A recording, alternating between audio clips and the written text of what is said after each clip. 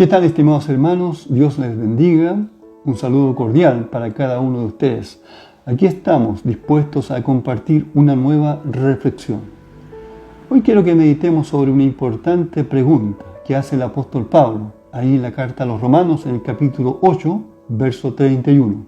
Esta pregunta dice así: ¿qué pues diremos a esto? Si Dios es por nosotros, ¿quién contra nosotros?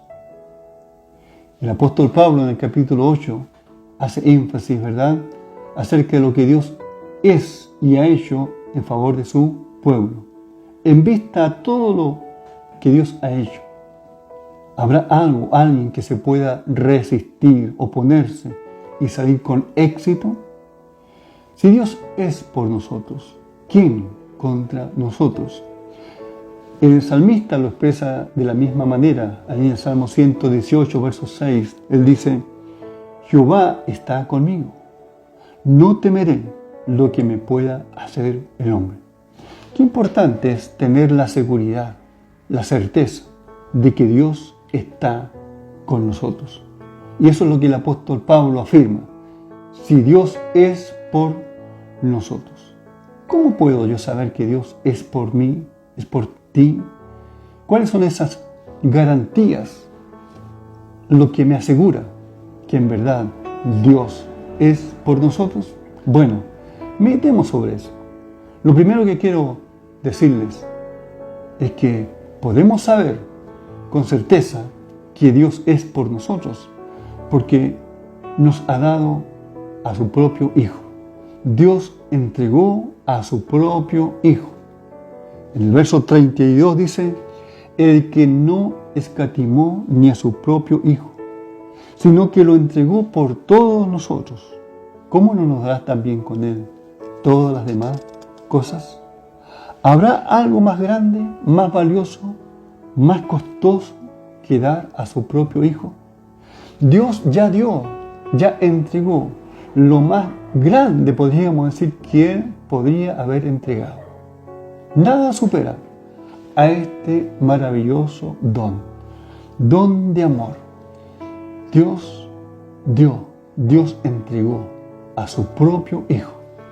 Porque de tal manera amó Dios al mundo, que ha dado a su propio Hijo, a su unigénito Hijo, para que todo aquel que en Él cree no se pierda, mas tenga vida eterna.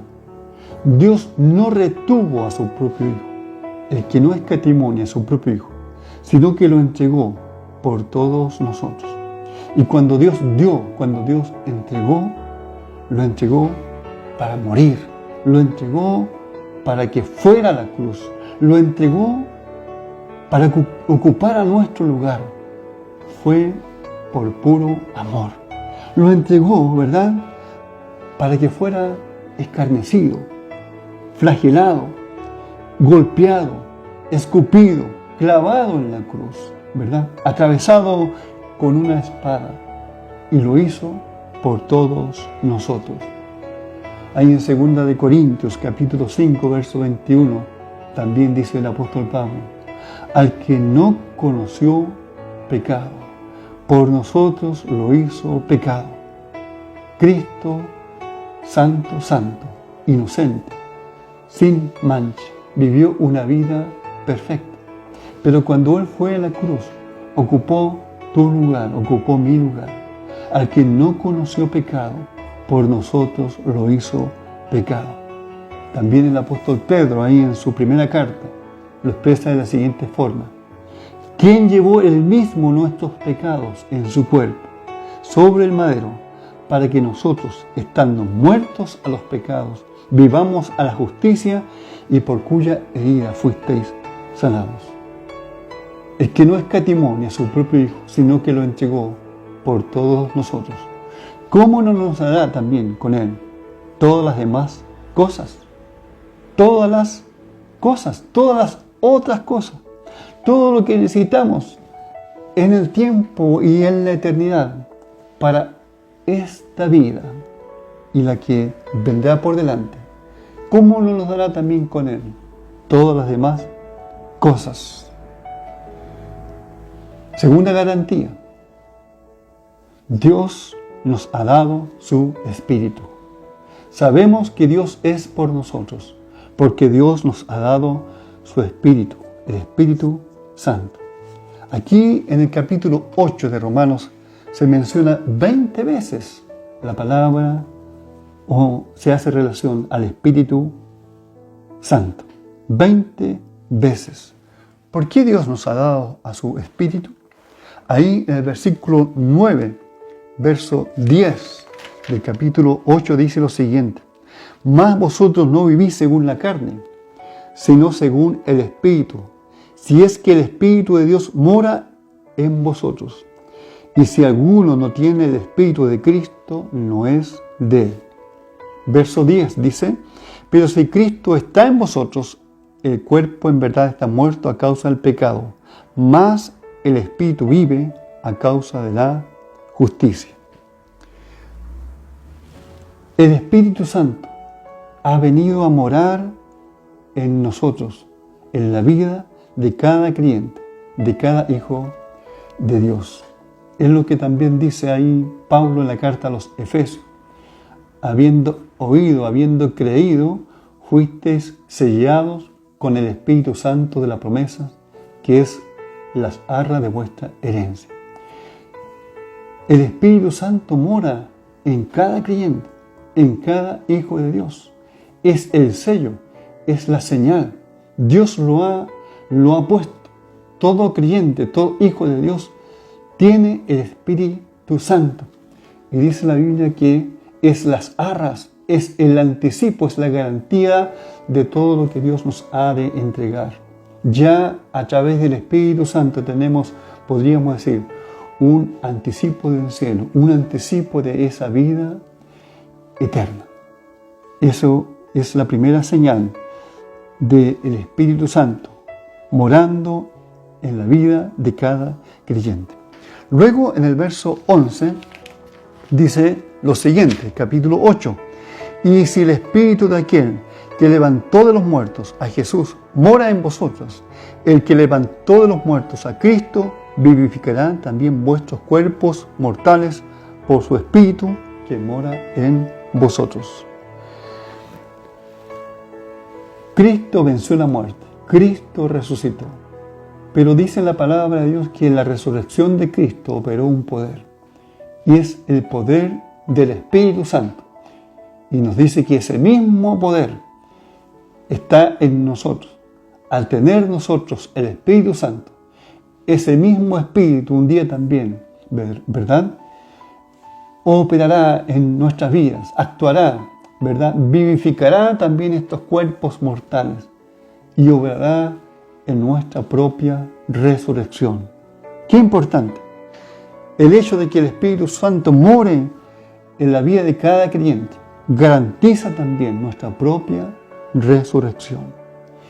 En el verso 14 dice también lo siguiente: porque todos los que son guiados por el Espíritu de Dios, estos son hijos de Dios.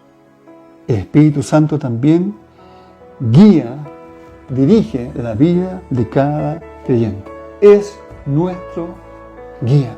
Qué importante.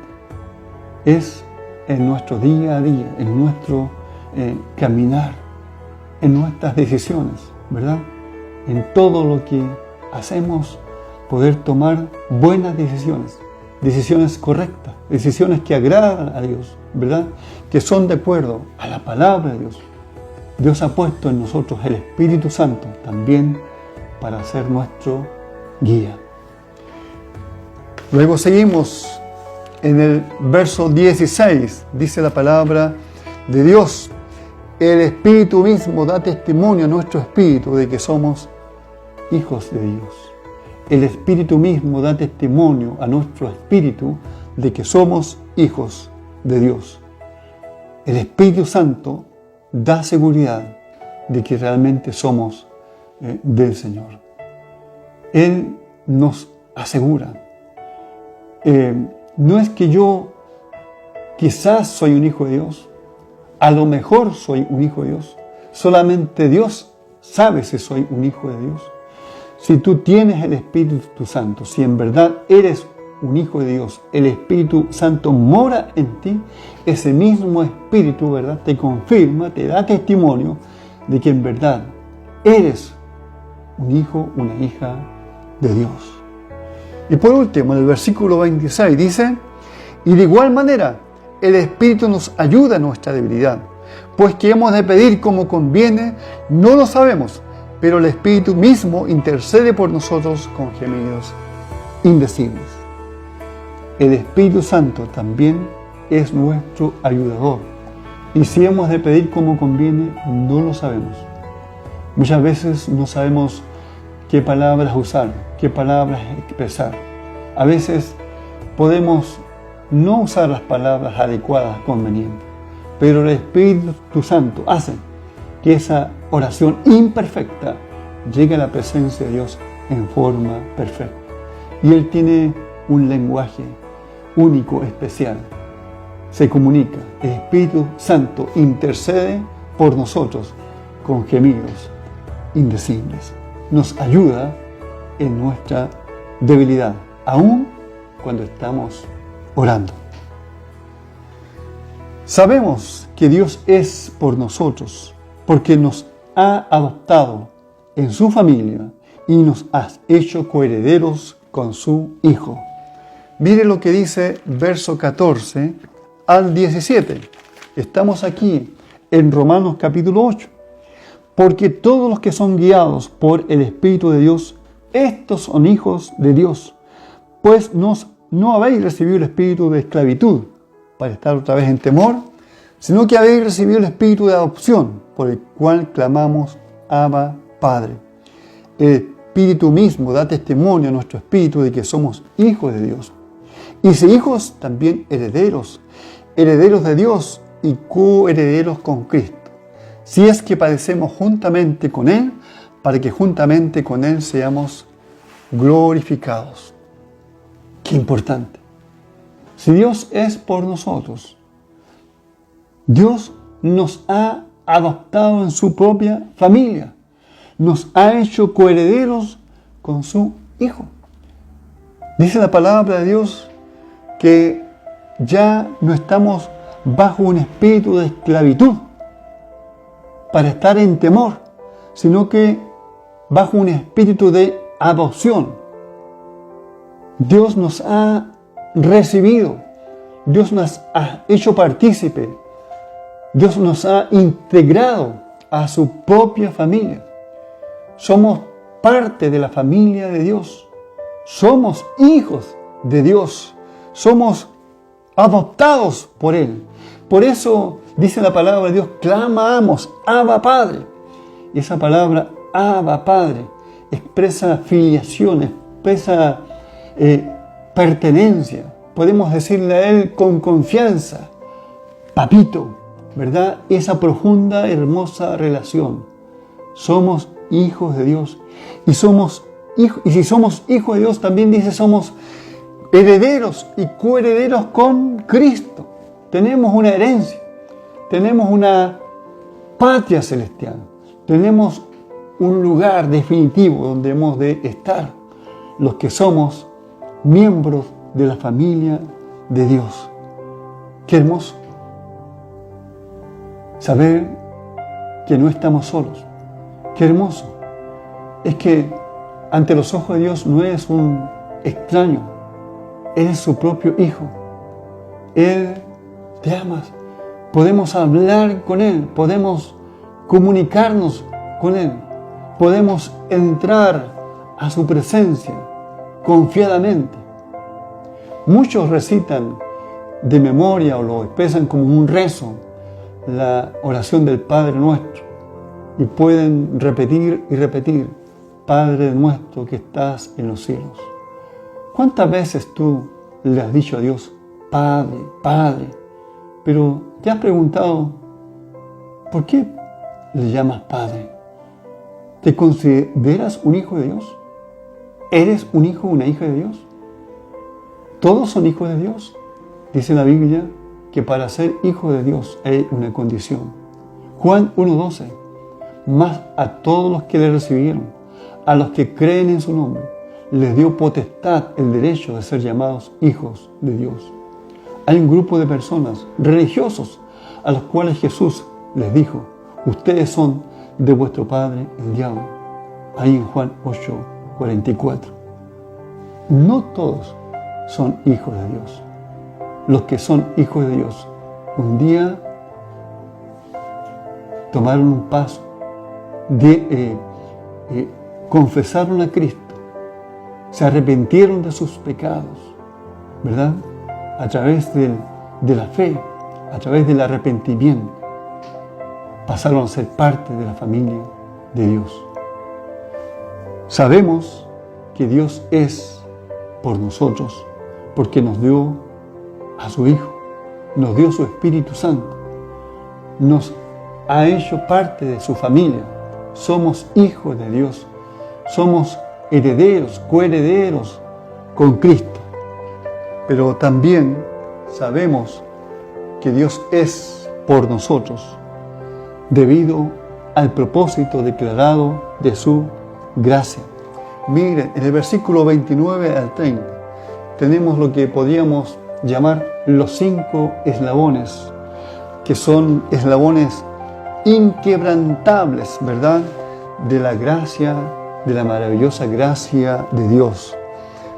Dice así, verso 29: porque a los que antes conoció, también los predestinó para que fuesen hechos conforme a la imagen de su Hijo, para que Él sea el primogénito de entre muchos hermanos. Y a los que predestinó, a estos también llamó, y a los que llamó, a estos también justificó, y a los que justificó, a estos también glorificó. ¿Cuáles son estos eslabones inquebrantables de la gracia de Dios? Dice así: a los que antes conoció, también los predestinó, y a los que llamó, a estos justificó, y a los que justificó, a estos glorificó. Palabras profundas, palabras de gran significado, que necesitaríamos mucho más tiempo para poder explicar, entender en parte lo que esto significa. La palabra a los que antes conoció. ¿Desde cuándo Dios me conoce? ¿Desde cuando estaba en el vientre de mi madre? ¿O desde antes? La maravillosa gracia de Dios dice que antes, desde antes de la creación, yo estaba ya en el conocimiento de Dios, en la presencia de Dios. Dios me conoció. Dios sabía quién iba a ser, lo que iba a hacer, aún los pecados que iba a cometer, lo imperfecto que sería. Pero Dios en su gracia me llamó, en su gracia, conociéndome. Dios puso su mirada en mí, puso su mirada en ti, los predestinó. Pero la palabra de Dios dice con un propósito. Dios tenía un propósito. Cuando te conoció, Dios también te dio un propósito. Y el gran propósito que Dios tiene para sus hijos es que seamos conformados a la imagen de su Hijo. Él es nuestra medida, Él es nuestro modelo a seguir. Debemos imitarlo a Él en todo. Él es nuestro modelo perfecto. Y Dios quiere que seamos como Cristo, que seamos como su Hijo. Dice que también Él nos llamó. Me llamó con lazos de amor. Me llamó por pura gracia. Dios no se equivoca en quien Él llama. Y Dios tiene un plan, un propósito. Y ese propósito se va a cumplir. No habrá nada que quedará a medias. Dice la palabra de Dios que lo que Dios comenzó en nosotros lo ha de terminar. A estos también justificó, dice Romanos 5:1, Justificados pues por la fe, tenemos paz para con Dios por medio de nuestro Señor Jesucristo. Y a los que justificó, a estos también glorificó. ¿Sabe cuál es lo hermoso de todo esto? Es que todo esto se da como algo hecho, como que ya sucedió, pasó. En el pensamiento, en el plan de Dios, ya es trabajo hecho, trabajo terminado. Pero tú y yo sabemos que aún estoy en este mundo, aún estoy en este cuerpo, aún no he sido completamente transformado. Pero en el pensamiento de Dios, tú ya eres justificado y ya estás glorificado, ya estás sentado con Cristo a la diestra de Dios. Somos parte del gran propósito de Dios, por pura gracia, por pura misericordia. Y por eso, si Dios es por nosotros, Él garantiza nuestra seguridad eterna. Mire cómo concluye este hermoso capítulo, Romanos capítulo 8, el verso 35, dice así: ¿Quién nos separará del amor de Cristo? ¿Tribulación o angustia? ¿O persecución o hambre o desnudez? ¿O peligro o espada? Como está escrito: por causa de ti somos muertos todo el tiempo, somos contados como ovejas de matadero. Antes, en todas estas cosas, somos más que vencedores por medio de aquel que nos amó. Por lo cual estoy seguro de que ni la muerte, ni la vida, ni ángeles, ni principados, ni potestades, ni lo presente, ni lo porvenir, ni lo alto, ni lo profundo, ni ninguna otra cosa creada nos podrá separar del amor de Dios, que es en Cristo Jesús, Señor nuestro. Nada ni nadie nos puede separar del amor de Dios. Nada en el tiempo, ni en la eternidad, ni en el cielo, ni en la tierra, ninguna fuerza del mal, ningún demonio del infierno, absolutamente nada nos separará del amor. Seguridad completa, seguridad absoluta. Nada ni nadie nos puede separar del Señor y de su amor. Sí, Dios es por nosotros. Es algo seguro, absoluto. Pero si Dios es por nosotros, también cabe otra pregunta. Una pregunta que debemos también hacernos. Si Dios es por nosotros, ¿qué pasa con nosotros? ¿Y nosotros? ¿Somos para Él? ¿Está usted también al lado del Señor? ¿Al lado de su Señor? Sería maravilloso que así fuera, pero no cabe ninguna duda de que mi Dios está por nosotros, ahora y siempre. Que Dios le bendiga.